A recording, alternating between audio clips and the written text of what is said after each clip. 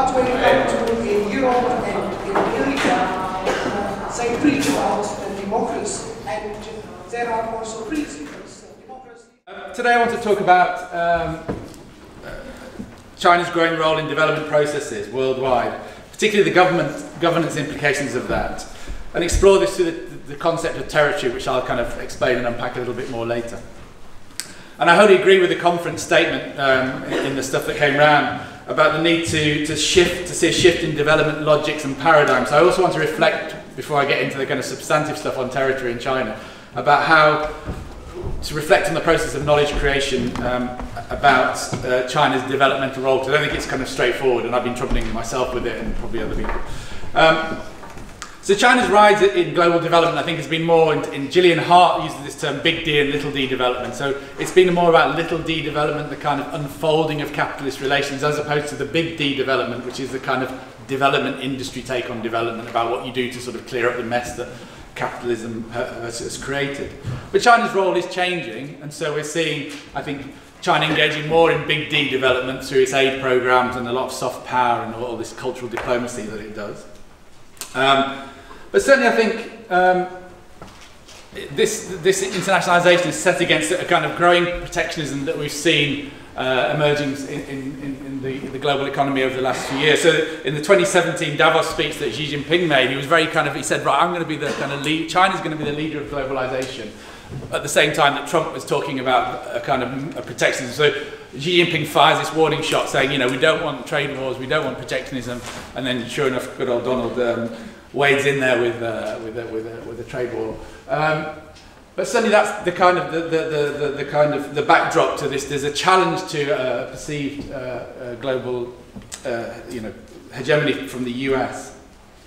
And one of the most visible embodiments of that has been this thing called the Belt and Road Initiative, the BRI, which I'll talk about at various points throughout the talk, which was mooted in 2013, and it's kind of morphed into this, you know, huge kind of global project, geoeconomic, geopolitical. And I think the rhetoric, and I'm going to talk a bit about the rhetoric, has kind of outpaced the reality of all of that. But I think it tells us some interesting things about how China is beginning to internationalise, how it sees the world, what its aspirations are. And the rise of all of that has been treated with, you know, there's this discourse now of China as a threat to global development. So in my backyard, you know, China is investing in our nuclear power industry in the UK. You know, I'll try not to mention Brexit too often, but there's a couple that I can't help myself. You know, there was this whole issue, and it's come back now with Huawei, about, you know, the Chinese are a threat to our cybersecurity. If they embed software in our nuclear power stations, they're going to then monitor that. So there was this hoo-ha about cybersecurity. You have, you know, recently Soros and others have been pointing to the social credit system as a very, you know, all part of Xi Jinping's kind of growing authoritarianism about how it's going to be a surveillance culture, and how some fascinating work around that. And then the China and Africa kind of discourse around imperialism, new imperialism has been around a while. Both left and right both agree that, you know, on certain cases that this is a form of new imperialism. So, you know, although I love Patrick Bond, on the left side of that argument, Patrick Bond has accused the BRICS of being basically regional sub-imperialist. It's the same old for Africa when the BRICS engage.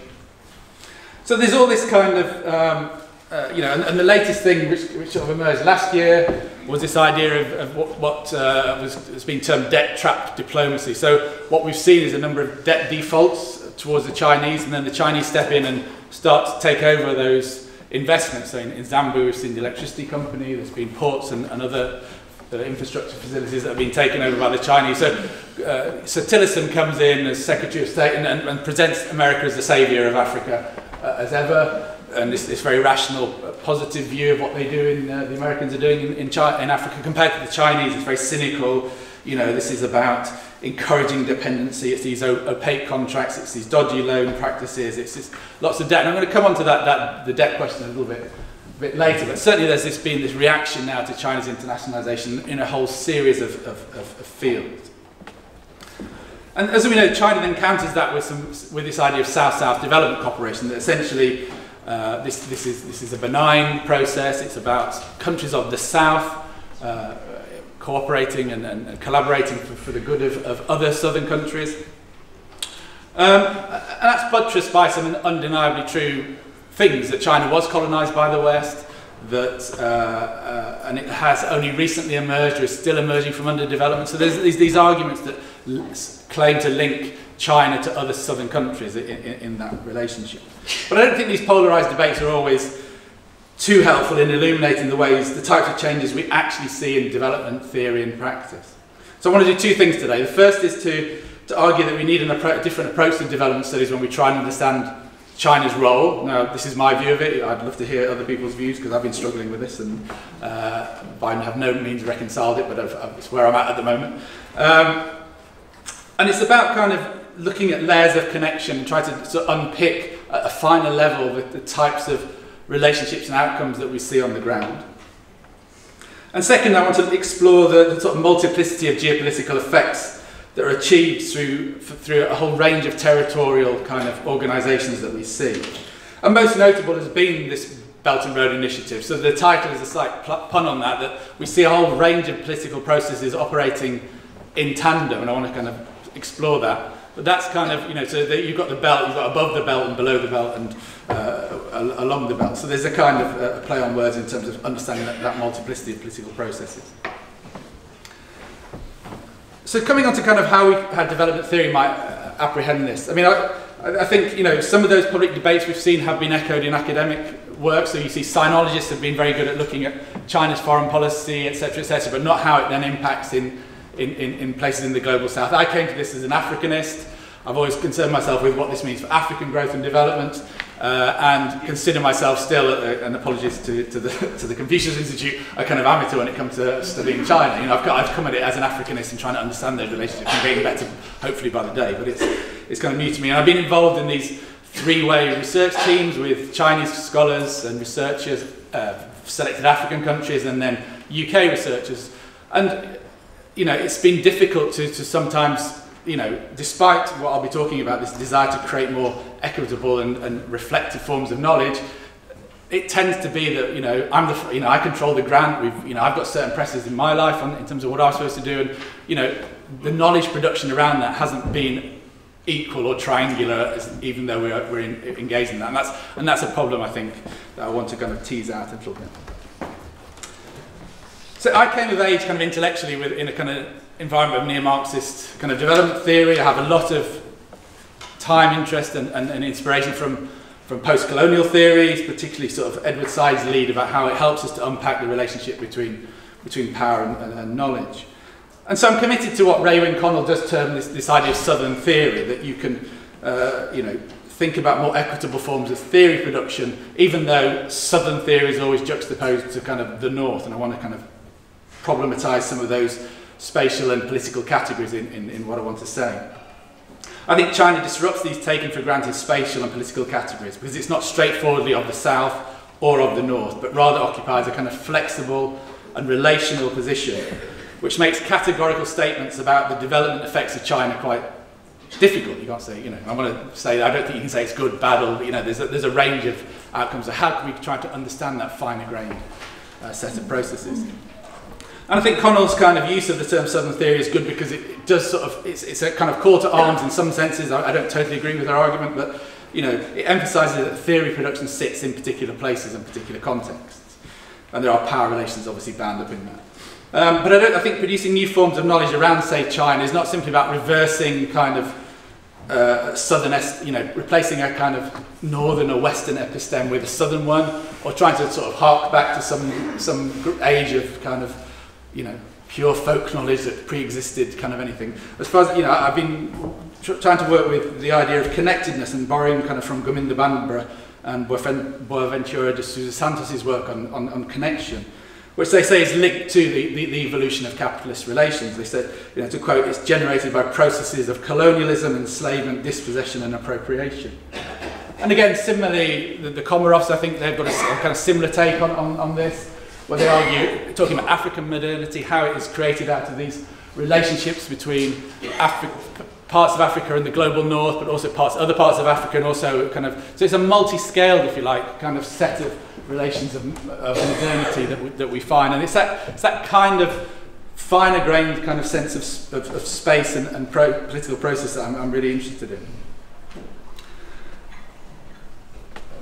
And a lot of this, I think, is rooted in post-colonial theory, but I've then kind of struggled, how do you kind of, because of the north-south axis in a lot of thinking around, or the west and the rest kind of arguments within post-colonial theory, how do you then use that to look at China, which doesn't seem to kind of quite fit? And my Open University colleague, Parvati Raghuram, and colleagues have written about this, and I mean, it's quite a wordy quote, but it kind of captures what I've been trying to think about. Is they said the vectors of power that are analysed, and this is from geography, from post-colonial geography, have often drawn unequally from developed geographies and hence have prioritised the south-north distinction.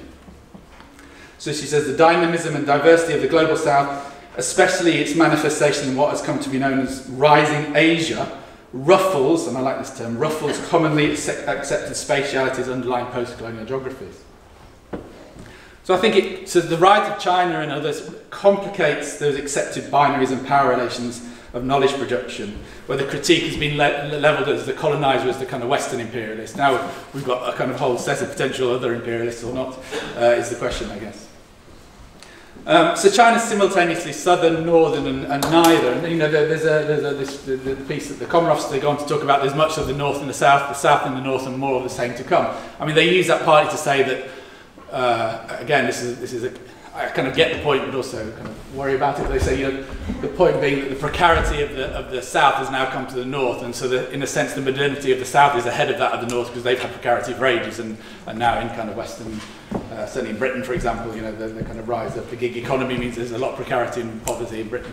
I kind of get that, but I think there's some ways we can unpick that a little bit. But I mean, I think the point being that these spatial categories are beginning to kind of confuse and compress, really.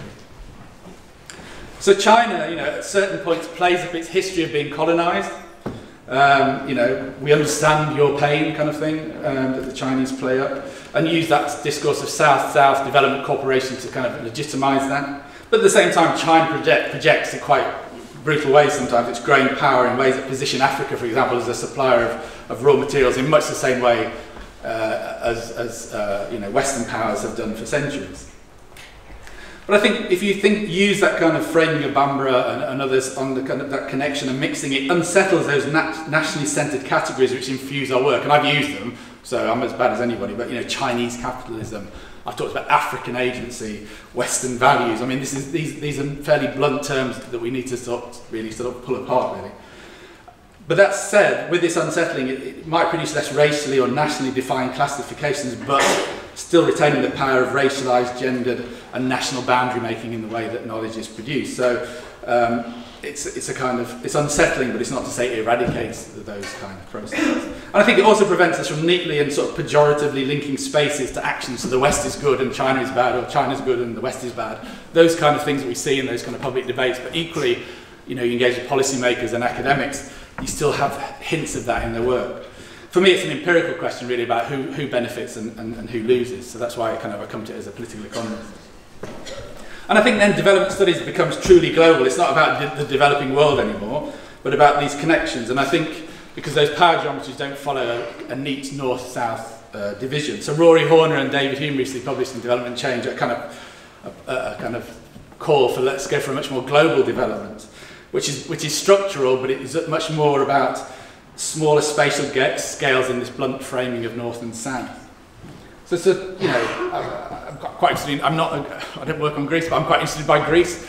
You know, Greece has had a structural adjustment programme forced on it by the EU. The austerity has been horrific. It's sold off its state-owned assets. Piraeus port has gone to the Chinese. There's a lot of problems around that. You know, at the same time, I've got a PhD student, fascinating studies from Lesbos about essentially the open prisons that have now been created in Greece, on the Greek islands. He's using this idea of crypto-colonialism. The NGOs have flooded in there, they've taken over the local economy.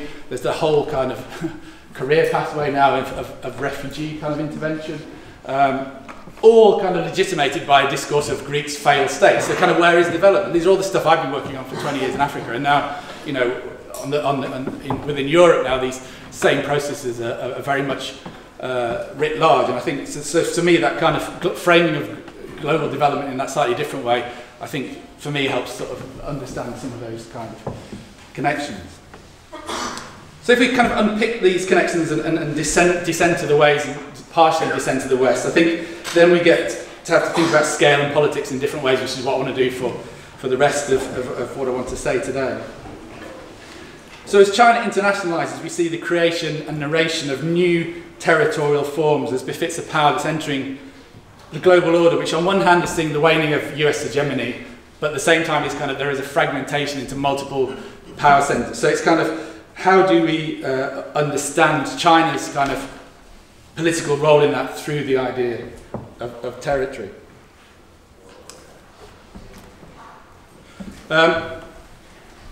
So much of the work I think that's been done so far on China's growing relationships has been quite a realist take. It's been about interests and power. This is what China wants, this is what it's going to get. My colleague Rafi Kaplinsky, now retired, they had this Asian Drivers program. So it was all about how is Asia driving this internationalization? What does it want? What's its interest? And it was a assumption that there was a set of realist interests that China pursued relatively unproblematically. I think this is for good reasons largely focused on interstate or bilateral relations between China and another state. And I think there's good reasons for that. I'm going to touch on those. But it obscures other political scales and processes that are above and below the belt, if you like. People are focused it on one level, but there's actually stuff going on in and around that I think in important and interesting ways. So here I want to examine this notion through the idea of territory and territorialization. And I'm a geographer, so this is all kind of where I came from. Something like Robert Sack, for example, was one of the first geographers to think about a general theory of territory.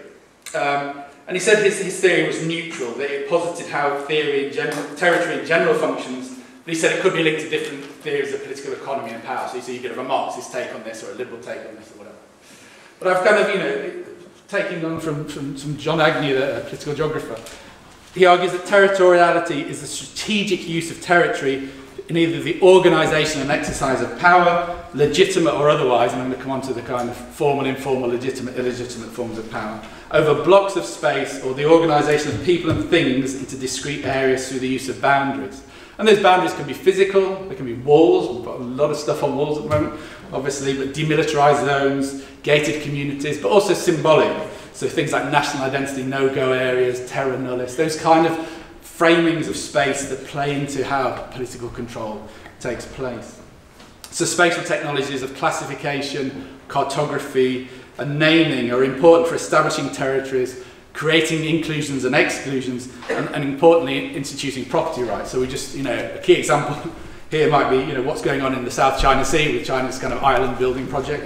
It's about putting down markers in space about who controls that space. And this can be material, it can be ideological, it's certainly political. So I want to sort of reflect on those different forms of territorialization that are occurring as China internationalizes.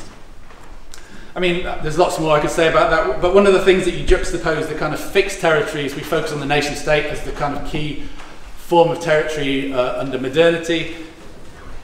As I've said, I think that obscures some of the other important political processes that we're seeing. So one of those is the there's a lot of work obviously on networks as cross-cutting and deterritorializing those fixed spaces.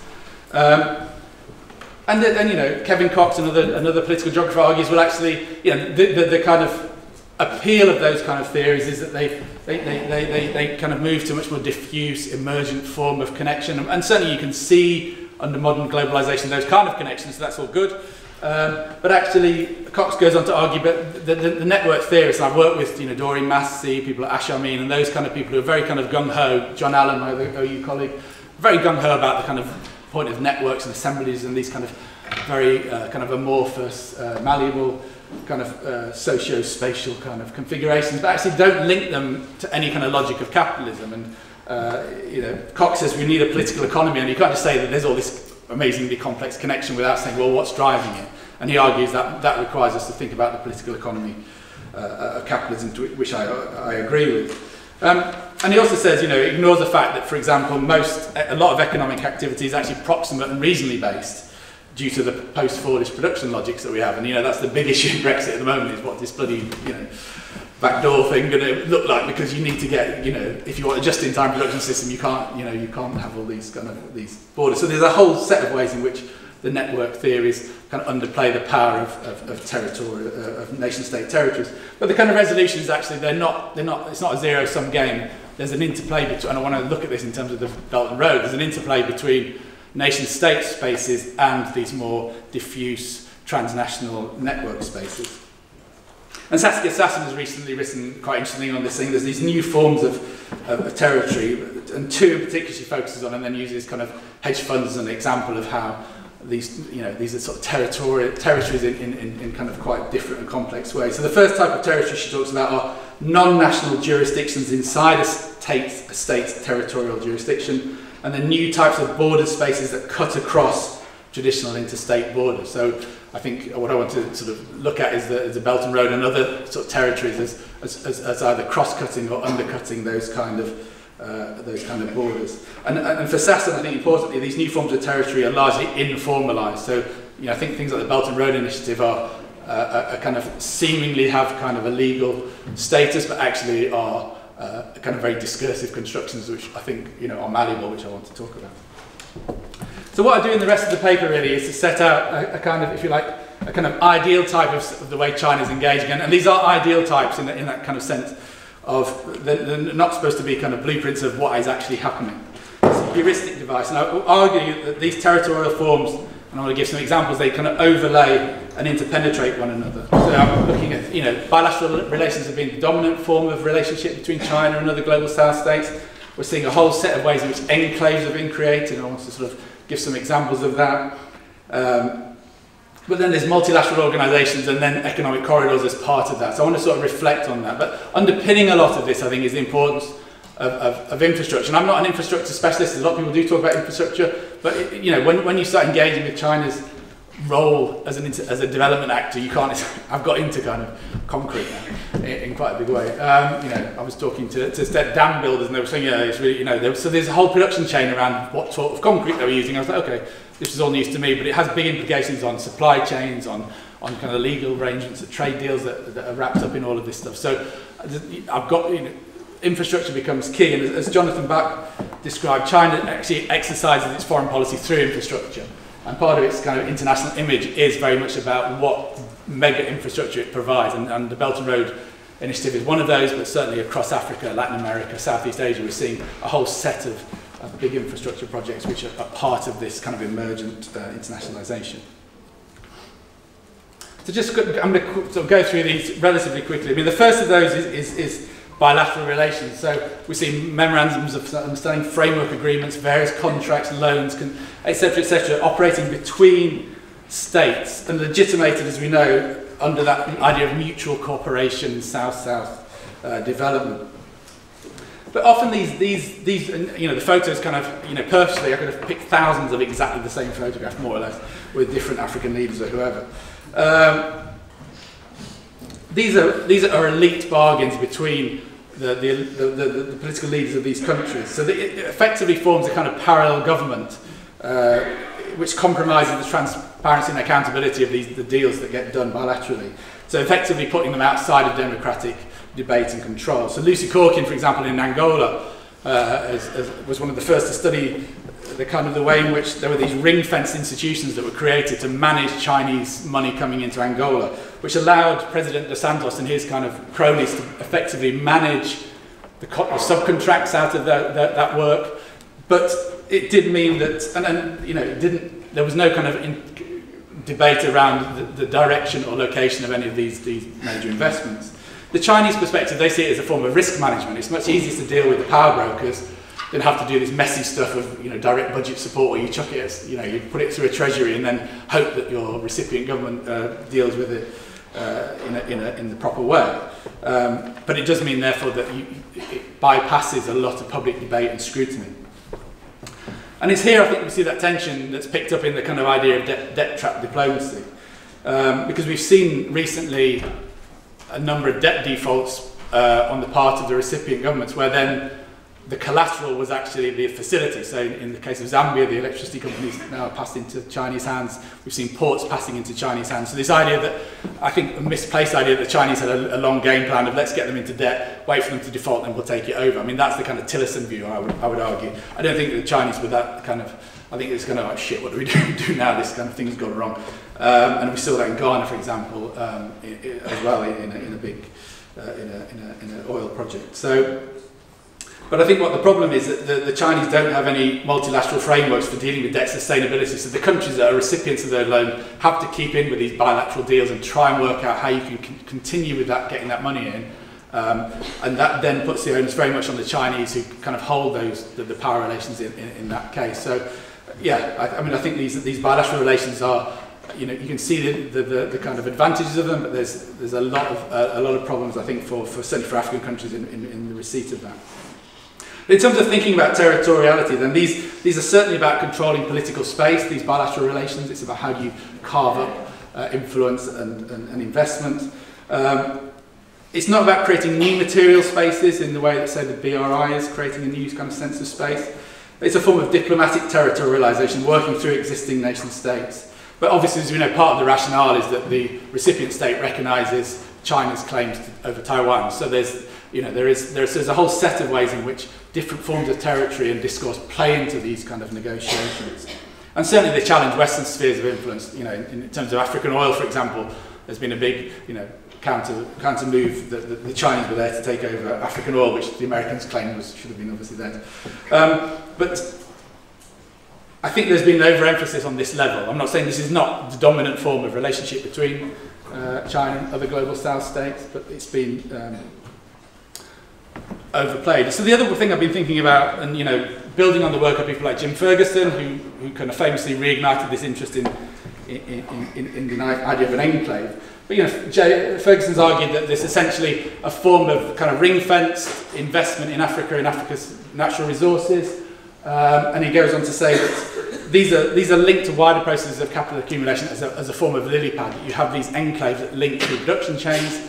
And he goes on to say, but what's also noteworthy is their ability to bypass the nation-state frame altogether. So you get the sense of which enclaves are both kind of locally territorialized, but also linked into these wider networks.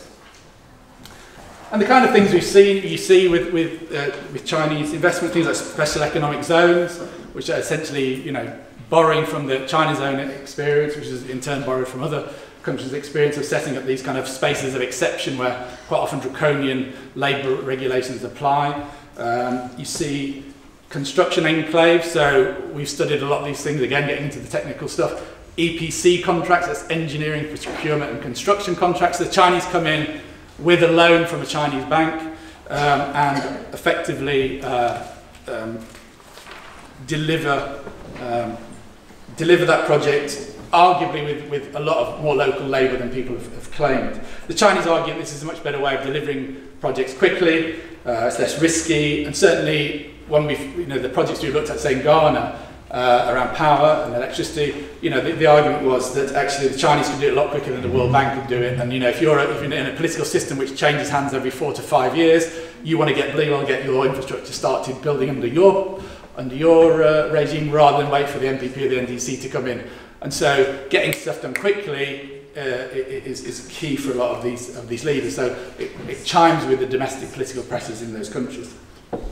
Chinese consumption enclaves, Chinatowns, some interesting stuff there. Fantastic PhD I looked at in Sweden. Lynn Axelsson, who looked at imported Chinese African prints and the way in which these spaces, these kind of goods were contested, and how the kind of border controls of customs and excise then folded in nationally to do purges on these markets and kick these traders out. So again, ways in which that is contested on the ground. And then classically, resource concessions, the classic enclave, oil blocks, mines, and the like that the Chinese are bought into. I think there's something else interesting which I'll touch on in a sec, are what's called build, operate and transfer contracts, BOT. So this is quite interesting because it's, you know, say a big power, say a hydropower plant has been built, the Chinese then stay around and manage that on a lease basis for a number of years. The money they get from selling the electricity repays the initial loan. So you get an interesting relationship between a fixed territory like a power station, a flow of of electricity and the monetization of that electricity, but that requires you to have a stable kind of political control of that relationship for 25, 40, 50 years, whatever. And in the case of Cambodia, which I'll look at very briefly, you know, that was a very long lease period, which is clearly going to benefit Sino Hydro, which is the big Chinese investor in that case. So, I mean, very briefly, one of the studies we did was a big Chinese hydro around the world. One of the case studies was the Kamche Dam in Cambodia, and that was negotiated between very high levels of the Chinese state and Cambodia, a very growing and deepening political relationship at that level. And it was one of these BOT contracts. It had a 44-year lease, which is much longer than the normal lease period, so clearly going to benefit the Chinese investor, which was the Exim Bank and Sino Hydro as the constructor. And they wouldn't release the figures, but the money that was the rate that was paid for the electricity from Sino Hydro and the electricity company of Cambodia seemed to be higher than the imported cost of the electricity from Vietnam. So it suggests that the reasons were about corporate interests and bilateral geopolitics rather than about the kind of stated aims of let's bring cheap electricity to the rural communities, because most of the electricity goes to Phnom Penh anyway. And part of that was about cementing the one China policy. So these deep geopolitical relations played into the way in which a very localized investment played out.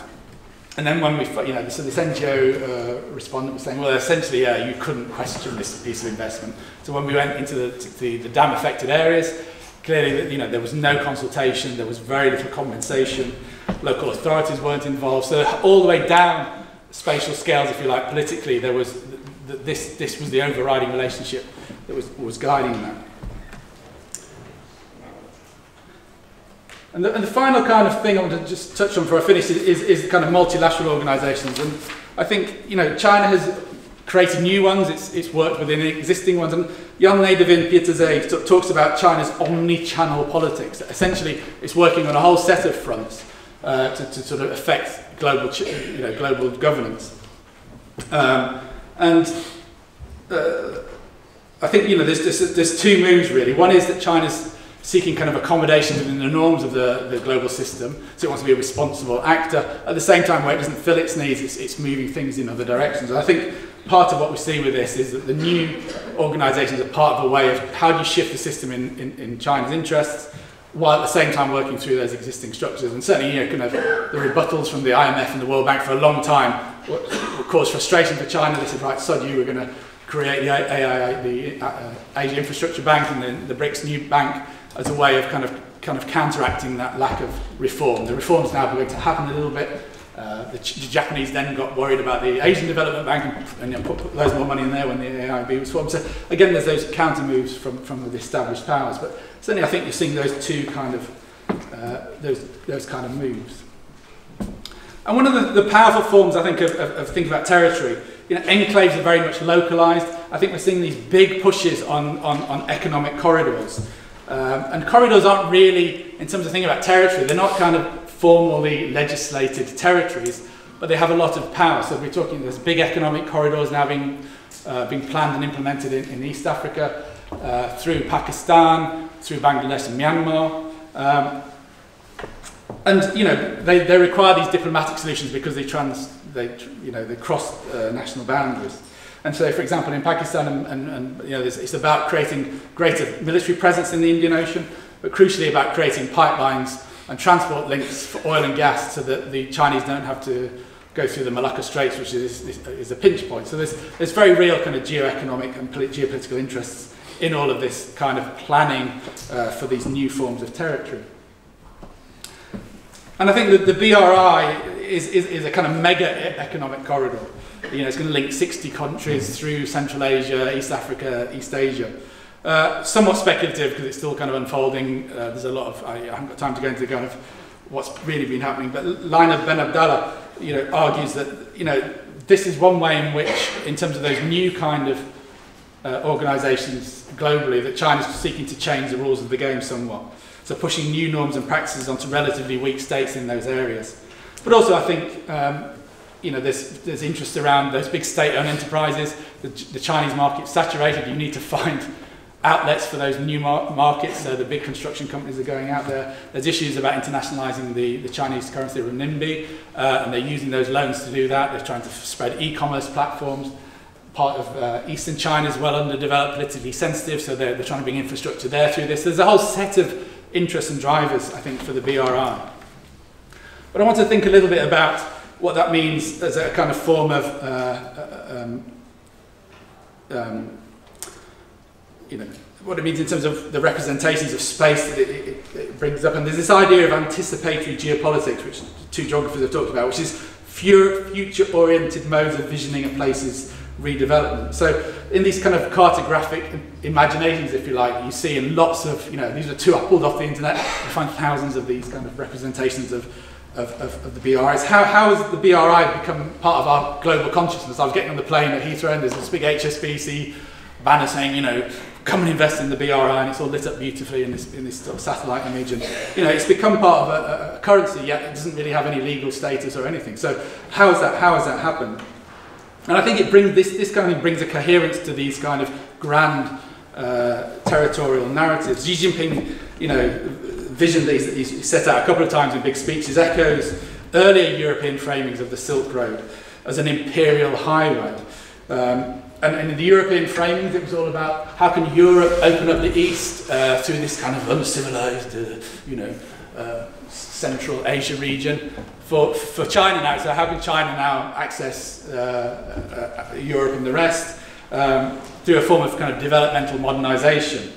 And equally, there's an othering of Central Asia as this underdeveloped space which the Chinese can bring their friendly modernization, you know, it's all good stuff, win-win, through as part of that vision. And then, but these are, as kind of ideological structures, they are malleable. So recently, the City of London, which is the banking centre of London, it's my 7-year-old daughter told me this, it's the smallest city in Britain, because it's literally the Golden Mile where all the banks are. But they've made this push to say, well, actually, London's the natural end of the Belt and Road. The mayor said it was a natural western hub of the BRI. There's nothing natural about it. This is a very jittery time for the City of London. They need to try and capture, you know, as much value as they can in that centre of banking, and so are projecting these kind of geographical connections onwards and upwards, really. So just to conclude then, I think China's rise, I think, has been organised through a lot of these overlapping territories. They're constituted both formally and informally, sometimes clandestinely. And I think a lot of work goes into them. It's political, it's ideological, it's material, and it operates, but despite operating through all these different scales and networks, I think the state remains critical to this. I think, you know, it's that tension between, well, we want to move beyond the state, but actually, when you dig in, the state, the Chinese state and those recipient states that we deal with on a case-by-case basis are incredibly important to that. And I think it's also easy, as I said, to sort of, it's then becomes more complicated to argue categorically that China is good or bad, and that might sound like me sitting on the fence. I'm not an apologist for China or, you know, whoever. It's just that, you know, when people say, well, what is China a good thing? I'm like, I don't, you know, yeah, in that case it wasn't too bad, in that case pretty crap. But, you know, so I think we have to, you know, use these kind of framings to tease out that kind of, that fine-grained sense of effect, but at the sort of finer spatial scale around projects, places, all the rest. And this does excite geopolitical rivalry. We've seen Malaysia, Sri Lanka rejecting Chinese loans recently because of the onerous amounts of debt that have built up. We've seen civil society protests against China. You know, there's a case really interesting case when art projects in Myanmar were used as sort of opposed at a big dam project. And I think that's beginning to send warning signs to the Chinese. I think they've misunderstood a lot of the local politics where they engage. I think the BRI might be overextending them. I think there's questions about whether China's going to start behaving like you know, the firms from China will start behaving and investing in ways that look more like kind of the way Western firms have been investing.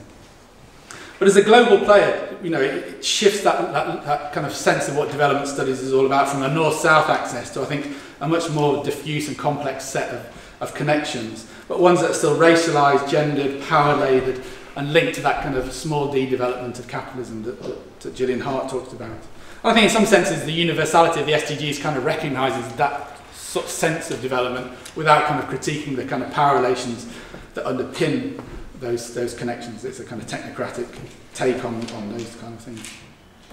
For sort of scholars seeking to do development research, and there's a whole new paper I can bore you with on that. I'm trying to think about what the meanings, implications of this. But I do think we need to embrace personally kind of more qualitative methods that tease out these interwoven histories and geographies. Methodologically, it speaks to the possibilities of forms of kind of brokerage we've been trying to play with that straddle and connect people, places and epistemologies. Again, colleague we talked about, Sarah de Jong, we've been talking to her, she's got some really interesting ideas about kind of cultural brokerage and the rest, which we're trying to think through. So while I think those connections we need to work harder at those connections, they take a long time to sort of build and they don't always work, and I can give you lots of examples of where they haven't worked. I think they're very important to try and do this form of development research, but it's never easy and to escape from some of those established power hierarchies of knowledge production that I think this conference is seeking to think through. So I really want to do this, but it's not easy, and I think that's where my finishing point is. How we need, start. I'm playing with this and fiddling with this and thinking and worrying about this in particular ways, but I think that we're probably all coming at these questions in our own context. So yeah, it's not. Let's go for it, but it's not going to be easy, basically. Thank you.